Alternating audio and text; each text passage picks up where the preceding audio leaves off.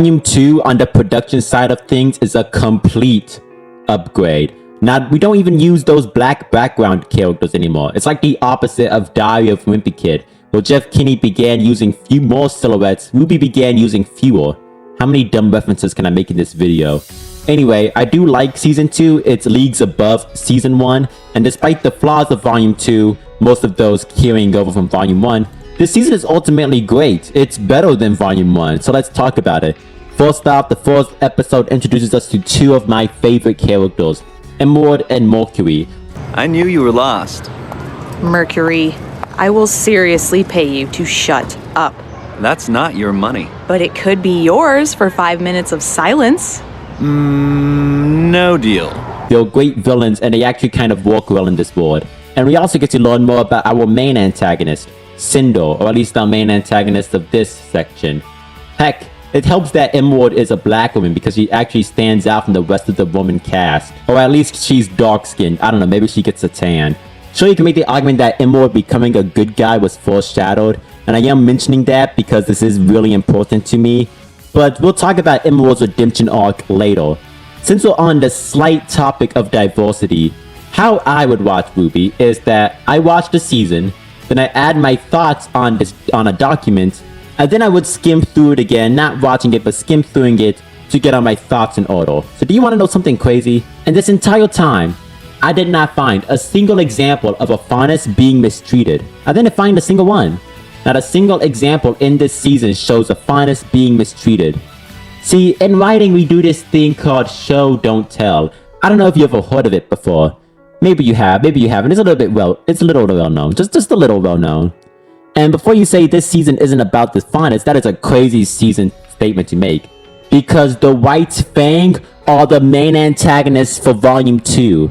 The whole oppressed group that is fighting for the rights of the faunus are the main antagonist of Season 2, and we don't get to see any evidence of the faunus being mistreated. In fact, I was so in shock, I went through this season a third time, and every form of prejudice the faunus go against is through Tortrick, who is evil, or nobody. They just don't face prejudice in Volume 2. I can't find a single example. Like, they talk about how, oh, they're an oppressed group, but they don't show any examples. But don't worry, they have their priorities straight. They have prom. Yes, this season has a prom arc. Can somebody please send me an example of the faunus being mistreated in Season 2? Send me a clip on my Twitter, or comment it down below. Genuinely show me an example. Because in Volume 1, we just get like these vague statements about how like, oh yeah, Blake's flashback, she was there marching for faunus rights. The rights to do what? I don't know, but faunus rights. And then fucking, oh yeah, and Cardin bullies Velvet, who we later find out is a senior, and is on Team Coffee. Why is she getting bullied by Cardin? She's literally on one of the strongest teams in the school. Who wrote this? This season can be broken down into 3 parts: pre-prom, prom, and then the mission, which isn't bad. I actually think this benefits the story in a ironic sense. Not only does Season 2 immediately hook me in with Mercury and Emerald, but it also hooks me in even more with the food fight. Yes, a food fight between Team RWBY and Team Juniper, and it is awesome.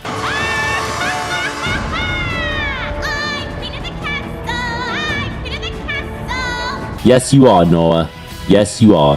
I forgot how fun this series was. I mean, dude, the first fight of Season 2 is a fucking food fight, and it's one of the best parts of the entire show. This episode also introduces us to Neptune, who I don't care about, but it's nice to see him.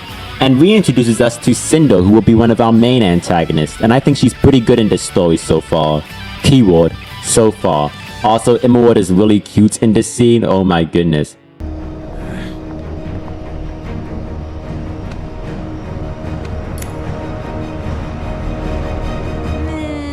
And episode 2 continues on introducing us to Ironwood, a character who will be dragged throughout the show, but at this point in time, he's my personal favorite character.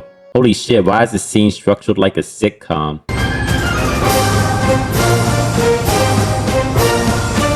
Ironwood certainly loves bringing his work wherever he travels. Ironwood as a man is described by somebody who wants to save lives. He loves his guns, loves his nation, loves his military, and loves God. And he is orderly and in control at all times. We get a little foreshadowing of Salem too, one of our other antagonists. And the conversation between Ironwood and Osmond is so well done. The interactions in episode 2 are really good, like holy shit. However, the small fleet outside my window has me somewhat concerned. Oz, you and I both know why I brought those men. I'm just being cautious. As am I. Do you honestly believe your children can win a war? It's like everybody gets something to do. Especially this scene of the characters just playing cards. They're actually bouncing off of each other and talking. We get to see the characters just live life. What's up, losers?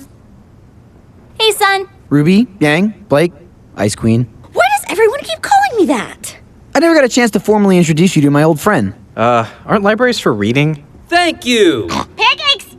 This scene is also very focused on Blake. Yeah, this season is highly focused on Blake. Like how season 1 kinda has a lot of John focus, season 2 has a lot of Blake focus. And if my memory is correct, this is the best season for Blake. She gets so much development and her arc gets so much focus. I wonder why this season didn't show any of the Fauna suppression. Like, that would have been nice to see. We even get a good backstory for Blake about how she never attended school and had to fight outside of the gate. I was raised outside the kingdoms. If you can't fight, you can't survive. Well, you have most certainly survived, Blake. I haven't mentioned this, but I do like how wildly different the main 4 characters have grown up. Ruby skipped a couple years and is the youngest person to be at Beacon. Weiss grew up rich and gifted. Blake grew up outside the kingdom. And Yang is Yang. I know this is basic characterization, but it is nice to see. I also like how Weiss is questioning Blake here and the stupid little action she does. So, Blake Belladonna, what is wrong? The right thing is also being set up as a looming threat for the rest of the season.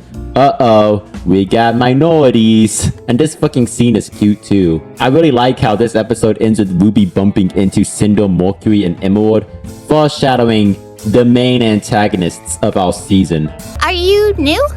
Visiting from Haven, actually. Right, I forgot to talk about the introduction and it's fine. It's nothing amazing. The theme song is alright. It's okay. It's not my personal favorite, but I think it's okay. It does its job. This episode starts off with John trying to ask out Weiss for the dance, which I do not care about, so we're moving on.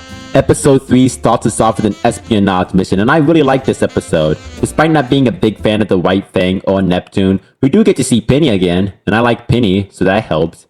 Penny? Where have you been? We haven't seen you since the night at the docks. Sorry, I think you're confused. I also like the reveal that Penny is a robot, as I mentioned earlier. It's a very beautiful scene, and the reveal of Ironwood's much stronger army is mwah. But the Kingdom of Atlas is a kingdom of innovation, and fine? Well, that's just not good enough, is it? Presenting the Elysian Knight. We even get to see Ruby drooling over these mechs. You today, but these mechanized battleships will be seen defending the borders of our kingdom within the year. Ruby. I really hope the writers get to remember that Ruby likes weapons in the later seasons. I hope they don't forget that. I also really like the chase scene in this episode, and the fact that they went over a box full of breakable things. We typically just call them fragile, but alright, different word. Also, this passerby is impressed with Penny holding back a van.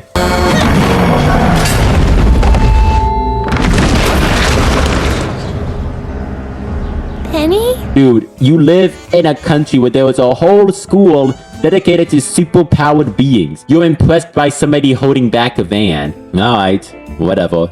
I love this message about how Penny is perfectly fine even if she isn't human. I think that I like that a lot. I don't understand. Most girls are born, but I was made. I'm the world's first synthetic person capable of generating an aura. I'm not real.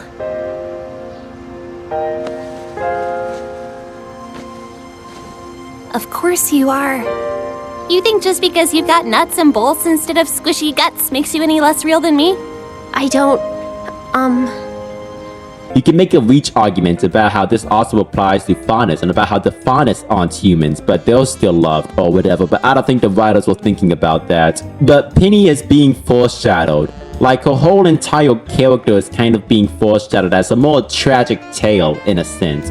Somebody who you know something bad's gonna happen to, and she's not the only character like this too. I dare say there's another character in RWBY who you know something bad's gonna happen to them, because they're so kind and generous. I'd be really sad if something bad happened to this character. I'd be really tragic. Oh well. I haven't even seen him since the night you first came in here.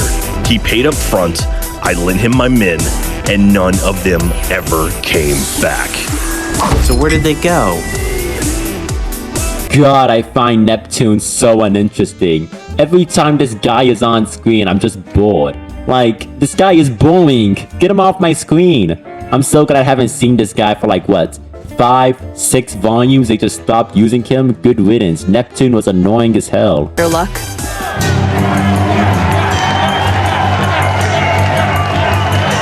And the White Fang working for Tortrick is a nice little detail, but it also makes the White Fang questionable. Tortrick isn't even a faunus. Tortrick is a normal-ass white man. Why are the faunus working for him?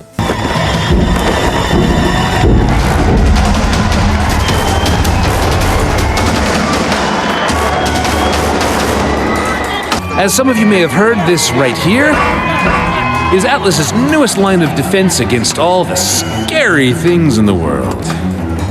And thanks to my employer, we've managed to snag a few before they hit the shelves. Now, Tortrick stealing the mechs? Modern Ironwood would not let that happen. But then we get this amazing fight with the mechs, and I love it. I love it so much. They got a robot, and it's big, really big. I am not missing this. They're torture guys. Where are you guys? I think that was them. Yeah, I got it. I think that was them.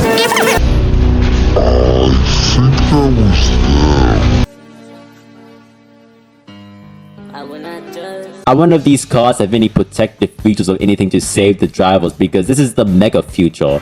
So hopefully, otherwise these guys is all just kind of fucked. Wow, Sun and Blake maybe shouldn't have taken this fight to the highway, now that I think about it. There are cars here. Come on, there are people here. What are you doing? Anyway, we get to see some pretty cool ideals like the combo names. Razorburn! Checkmate! Ladybug! Which are used once. Yeah, fun fact, but all of the combo names are actually based off of shipping names in the community. Which is why we don't get to see RWBY and Yang's combo name because they're siblings. Well, half siblings. Kinda disappointed though, not because I support the ship, but because I kinda want to see what they would have come up with. And we never get to see these combos again either. They're just kind of used for this one episode. But I guess I just can't find use for them anywhere else. And we also get to see time dilation. Dog, I forgot Rice even had time dilation. She doesn't use time dilation anymore in later volumes. She just stops using it. I can't think of an exact situation where time dilation would be useful, but it is time dilation. It's probably useful in most life situations. I love how RWBY references their community a lot too. It's always nice to see a fandom or a piece of media that represents and references their fandom, even if it is for the worse. The only part of this scene I don't like, well, there's a couple parts of the scene I don't like, is RWBY explaining Yang's semblance to Blake. Yang! Don't worry. With each hit, she gets stronger, and she uses that energy to fight back. We did this with John, and we did this with Sun. Stop explaining things these characters should already know to them. Blake would already know Yang's semblance. They're teammates. They've been teammates for like a month now. How does she not know her team? How does she not know this? It's even worse because Blake is literally known for reading books and being very in tune with the world around her. So, right? She would know. Oh well. What else was I expecting? Also, this running gag of them calling Rice ice cream is very funny. ladies, ice cream. Hey! I like that. Oh, and I need to get this out the way. Neo! Oh, if you would. I love Neo. She is so beautiful. Neo is my favorite character in the entirety of RWBY. Well, my second favorite character in the entirety of RWBY. I don't like her as much as Noah, but I still love Neo. Neo is just, mwah, beautiful character. Beautiful. I would cross-dress cosplay as Neo. She is that beautiful. I love her. I love her. I feel like everyone in the RWBY fandom knows this, but if you don't know this, Neo is actually based on a fan design that someone made of a gender-bent Tortrick, and Monty Oum made her an actual character in the show. So when I said how I like how the fandom sometimes influences RWBY's decisions, that's what I mean. I do like stuff like that. Carrying on to the next episode, we get to see Pyrrha versus Team Cardinal fight. And yeah, it's pretty awesome. Pyrrha beats everybody in Team Cardinal. This has always been funny to me because Pyrrha being able to easily stop all of Team Cardinal makes me believe that why was Velvet even getting bullied in a sense? Because unless if she joined Team Coffee really late after Cardinal was bullying her, I still don't know why Coco didn't beat the shit out of Cardin, right? Like, Coco would have definitely done something about it. I don't know. It's just weird to me. Again, I don't know why John was over here acting like a little bitch to Cardin. Then we get to see Mercury and Pyrrha fight, which it's an amazing fight. Probably one of my favorite fights in the series.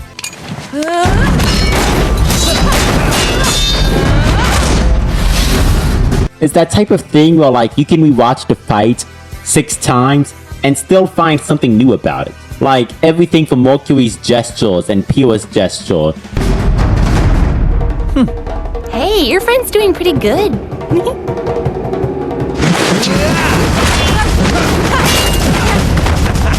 Really shows you the difference in their fighting style and how witty both of them are when it comes to battling. They have really good battle IQ, like very high battle IQ. Every move here was just so detailed. I wish I could have seen more, but Mercury does forfeit. If you ask me, Pyrrha would have won, but I feel like Mercury might have also outclassed. But this is how we learn about Pyrrha's power, which is polarity.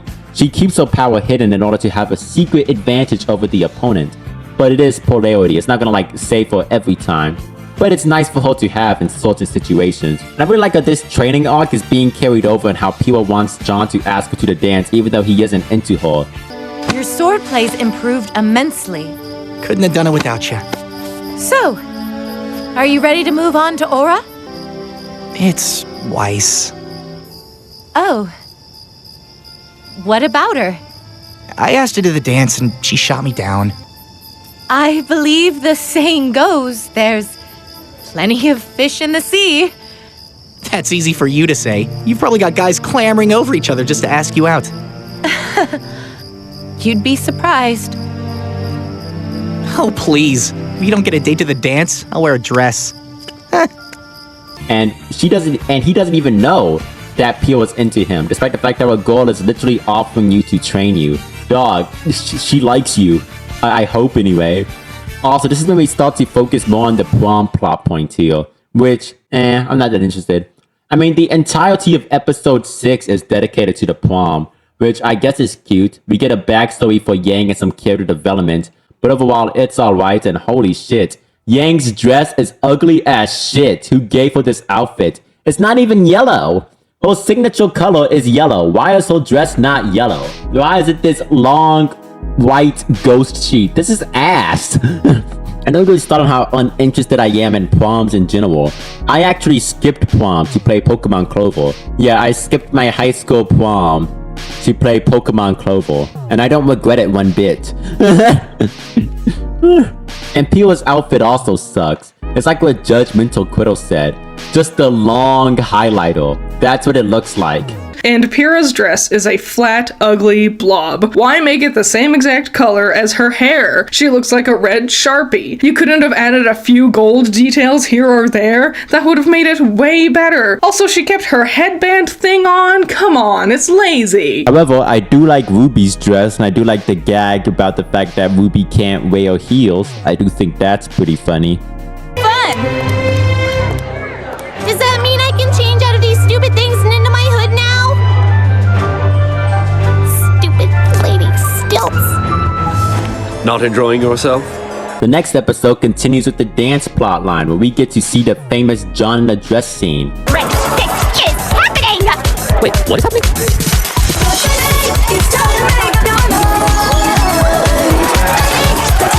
And to be fair, this scene does make me laugh every time I see it. Furthermore, this is the first time Cinder and RWBY actually fight. And look at that. Cinder actually wins the fight.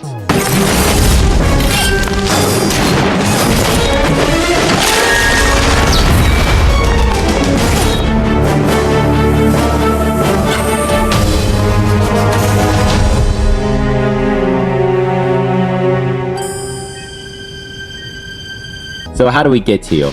Well, RWBY spots somebody running on the roof with questionable animation.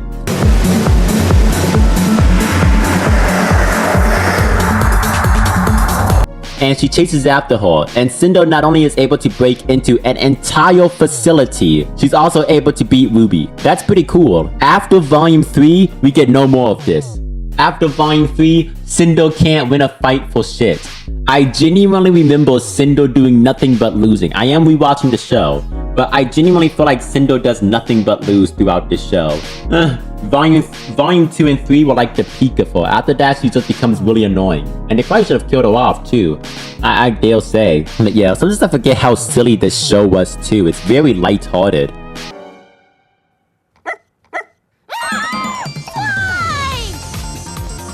He said a dog? In a mail?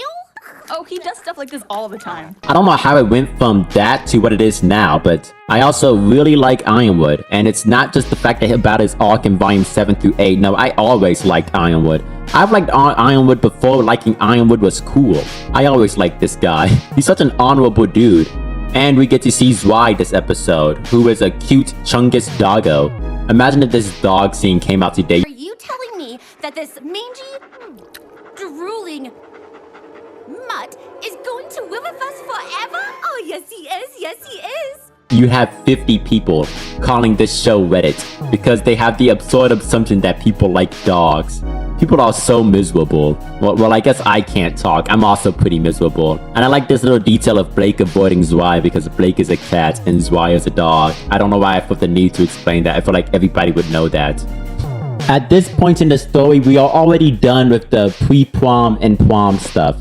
I know it sounds like I was rushing through it, but frankly, this is my experience rewatching RWBY, and these are most of my thoughts that were happening. I'm just not that interested in the prom stuff. Like, compared to the giant mech fights and other things, the prom stuff is just to me. I mean, like, I'm not lying about anything. I'm probably skipping over some important details, but I'm not really interested in those important details. Like, I need my hype moments and aura. I need my hype moments and aura. Where's the aura? Where's the hype? Where's the brain stimulation? Anyway, we'll get to my favorite part of Volume 2, the actual mission. The largest war in recorded history came to an end. We fought for countless reasons, one of which being the destruction of all forms of art and self-expression. As a result, those who opposed this tyranny began naming their children after one of the core aspects of art itself, color. I love how color is such a major part in the world of RWBY. Even just this speech itself, the show is very open to its love and importance of color. Also making little details like how Vacuo has no outfit. The more you learn about Vacuo, the more you learn that Vacuo just fucking sucks. It's a giant desert with these weird giant Grim. It's like Australia. Vacuo is like Australia. It's just ass. If you're in my audience and you watch RWBY and you live in Australia, tell me, is Australia hell? Because it probably is. I'm American. I wouldn't know about hell. Do you find it funny how this show really could be added to those try to guess who the main character is images? Because everybody else is wearing uniforms or like very generic clothes, and then you just have our main characters. Today we stand together, united. Mistral, Atlas, Vacuo, Veil. You can tell who the main group is. And yes, I do know that they wear their uniforms sometimes. But yeah, we're getting to the mission part of RWBY, where the girls go up on the first mission. See, they're doing this because they want to go spy on a White Fang hideout camp that they think they can get some information from. However, the mission is too dangerous for them, and they can't take it yet because they're all first years.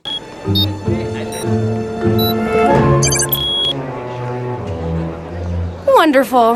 Any other ideas? We mail ourselves there. Ozpin shows up and he's like, hey, I'm gonna let y'all go. But the moment y'all go on that mission, you all kinda on your own. Whatever happens to you, happens to you. So, how about this? Instead of waiting for you all to break the rules, why don't we just bend them? We won't let you down. But they will have a chaperone, which is good, which you know, helps them. But still, the show lets you know how dangerous this mission is. Hey, Editor Digital here. And I saw a lot of people online trying to talk about how Ozpin was in the wrong because he let these kids go out on a dangerous mission, and oh no, it could have endangered their lives. Are you a Have you been watching the show with your eyes closed? Literally, they are in Beacon Academy to train and fight these monsters, to train and fight these creatures of Grimm. And these four have already proven themselves to be some of the highest rank in their grade, seeing how RWBY cut the head off of a Nevermore Crow at the start of the story. At the beginning of this story, they put them in the Forest of Death. This is like those Naruto fans who complain because the tuning exams was dangerous. No duh. Their whole livelihood is dangerous. And to make matters even worse, we later find out about Velvet coming home from her mission. And she just talks about how horrifying her mission was. Like, she just genuinely says they just kept coming. Your mission was supposed to end a week ago. What happened? Nothing happened. There were just so many. She is terrified. This scene made me laugh. It's actually kind of funny. Imagine you're about to go to a supermarket and then some guy leaves the supermarket saying they just wouldn't stop fighting. Oh lord. That would be terrifying. And we later find out that their chaperone is Mr. Oobleck. Dr. Oobleck? Sorry, Dr. Oobleck. And he's a pretty cool character. I like him. This line made me laugh. But I can assure you, as a huntsman, I've had my fair share of tussles. Like the mushroom? Those are truffles. Like the sprout? Those are Brussels. I should probably explain the mission and the plot, which I have not been doing. Oops. Anyway, they find out there's this hideout in an empty part of town, so they decide that they will get to this hideout and using the cover of the first mission. This will allow them to get more White Fang members. Of course, this area is dense with Grimm though. Obviously, the most important part of this episode is learning more about our main four characters, with Oobleck asking Yang, Blake, and Weiss why do they want to be huntresses. And of course, we get the classic reasons. Yang is in it for the fun. Why did you choose this line of work? I'm a thrill seeker. I want to travel around the world and get wrapped up in as many crazy adventures as I can. Blake is doing it out of justice. You seem to carry yourself with a sense of purpose. There's too much wrong in this world to just stand by and do nothing. Inequality, corruption, someone has to stop it. Liberal. And Weiss has a name to uphold. I'm a Shneen. I have a legacy of honor to uphold. Once I realized I was capable of fighting, there was no longer a question of what I would do with my life. It was my duty. If I remember correctly, this is also around the time when Weiss stops being as racist. I will say this though, I kind of don't like how Weiss's arc is handled, because like the series does talk about how Weiss being racist is bad, because obviously it is bad, but it just kind of feels like it's kind of swept under the rug and we kind of don't get any more context of this. Like, yes, she is obviously racist because of the fact that she believes that the Grimm has attacked her people and how she has always seen the White Fang as violent perpetrators. But like, we don't get anything deeper than that in a sense, you know? It's like, I feel like they should have really did more of the writing for Weiss's character, because her being racist towards the faunus because of the White Fang's actions, and now suddenly it just kind of feels like they forgot about that part and how she's not even talking about it anymore. It just kind of felt, I don't know, rushed. He doesn't ask RWBY this question though. She is left out, and I really like this little detail because later on we find out that these three characters are talking and they realize they should sacrifice their own personal goals for the sake of protecting the people. This basically implies one thing: RWBY is the exact person what Oobleck was looking for. Oobleck knew all along that RWBY had potential to be a huntress. Well, she has always put others first. She has always valued saving lives Oh, another thing I liked about this episode is how we learn more and more about the Grimm and how the Grimm can actually get more intelligent as the older they grow, and they'll start picking their fights a lot smarter the older they get. I like that detail. They've learned that when they attack our borders, they're likely to die. And what we lack in strength, we make up for in will. And that killing one human will only bring more.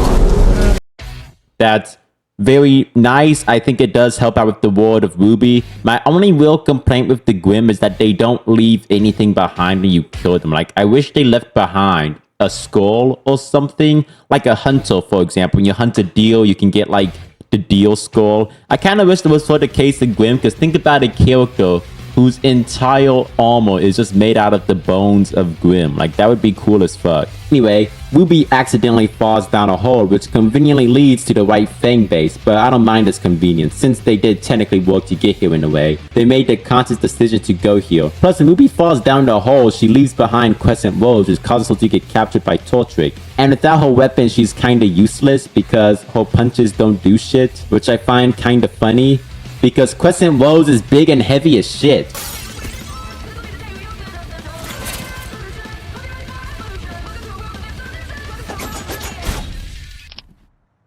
Okay. Get her.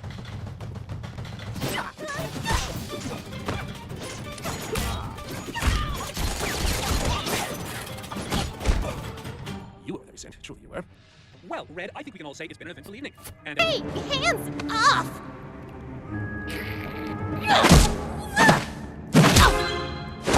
The boss is gonna want to see this one. Does weapon weight only apply to John? RWBY would be a straight brawler. Like, she would be very strong carrying Crescent Rose. She might even have like Yang strength if she was just carrying Crescent Rose everywhere with her. Imagine the back pain. She always has this thing tied to her back. Dude, that would be heavy as fuck. But I guess RWBY is more akin to a guy who can hit hard but doesn't have any real form. Anyway, due to the help of RWBY, they were able to track down RWBY and save her from Tortrick. Tortrick's plan seemed to be to just release a bunch of chaos into town, which he was originally going to do this way later, but due to RWBY, he had to act fast and basically pull off his plan right now. Hatch this car and spread the word. We're starting to train. But we're not finished. Do it, or you're finished. Either way, the last 2 episodes of Volume 2 are amazing. This episode is literally a train chase. It's like the coolest thing ever, where each train is filled with bombs and our main character needs to run before the bombs go off. And they're unleashing these bombs into the town. What's that? Appears to be a bomb. Huh? It decoupled itself. Another bomb? They all have bombs! During this, they have to fight goons and Grimm. It's so great to see each of our characters fight with their own personal antagonists. Yang fights Neo.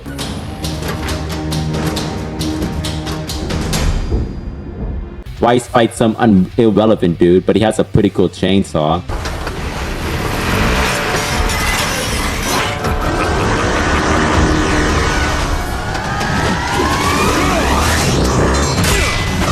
And yes, Oobleck uses the dog as a literal weapon. He charges the dog up and shoots him at his enemy.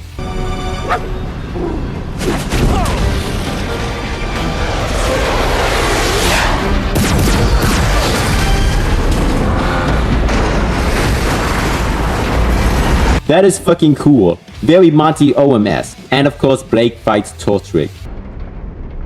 Hello, kitty cat. You miss me? You know, we really ought to stop meeting like this. People are gonna talk. Either way, this episode is, of course, pretty good. Watching Neo kick ass and then watching some unnamed yet cool nigga with a chainsaw kick some ass. Dude, I just get to watch villains kick ass. This is awesome. Then watching Blake with her brand new power up, which comes from dust, by the way. Now her clones can be elemental. Ooh, with the giant mechs and Grimm chasing after them. And of course, this is Raven's introduction.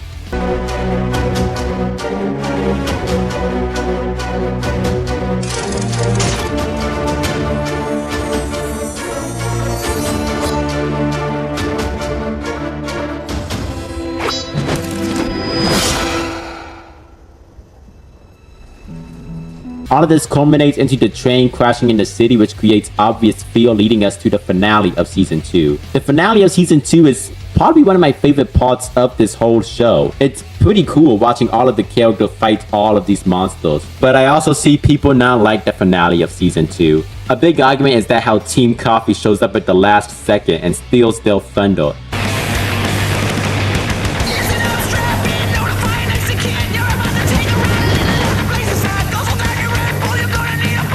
This has been a talking point of RWBY criticism for years now, how in the finale of Season 2, Team Coffee shows up and kills off a bunch of Grimm, when it should have been our protagonists doing that. Our protagonists have been doing a lot for Season 2. They are the ones who got the Grimm into town. They are the ones that exposed the underbelly. They have been doing a lot. It's not like the protagonists didn't do jack shit this season.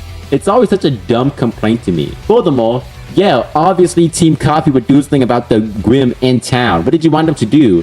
Not do anything? This is like when Jason Todd was getting the shit beat out of him with the crowbar, and people were like, where the fuck was Superman? Because Superman has super healing. So like, why didn't he go and save Jason Todd? Superman just like, oh, screaming in Gotham, that happens. Batman will take care of it. Is that what you guys wanted Team Coffee to do? Oh, screaming in Beacon, whatever.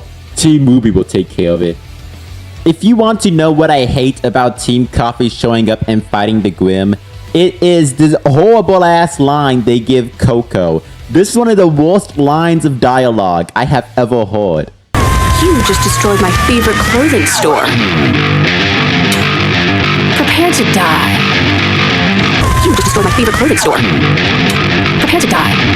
You just destroyed my favorite clothing store. Prepare to die. Oh my god, bro. Oh, hell no, man. What the fuck, man?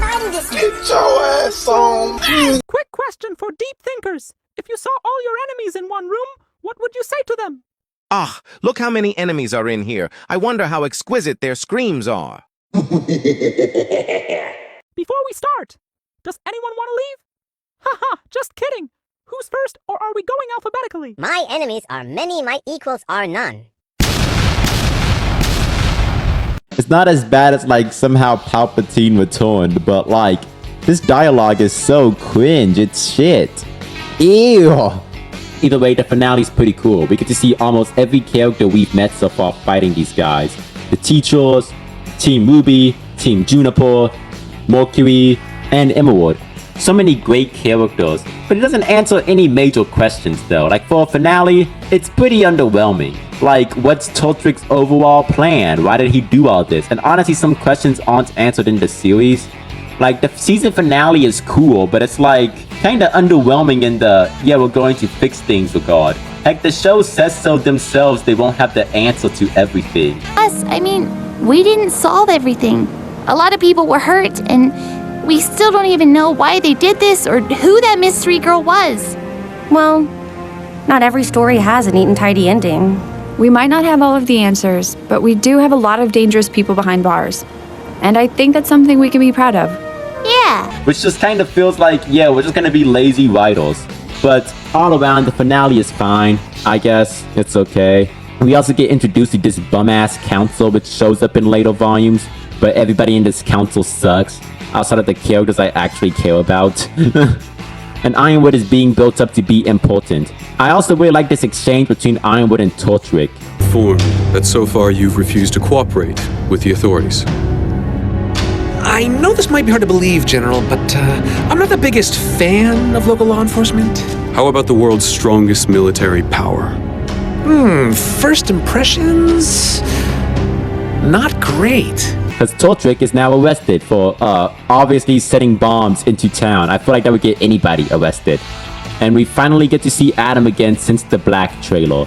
Yes, we haven't seen Adam since the trailer. And he is looking tough. Even if he is dressed very edgy. You still think the White Fang's gonna listen to us? No. But they'll listen to me. All in all, I really enjoyed Season 2. It's like a 7 out of 10. It's not perfect, but I enjoyed it.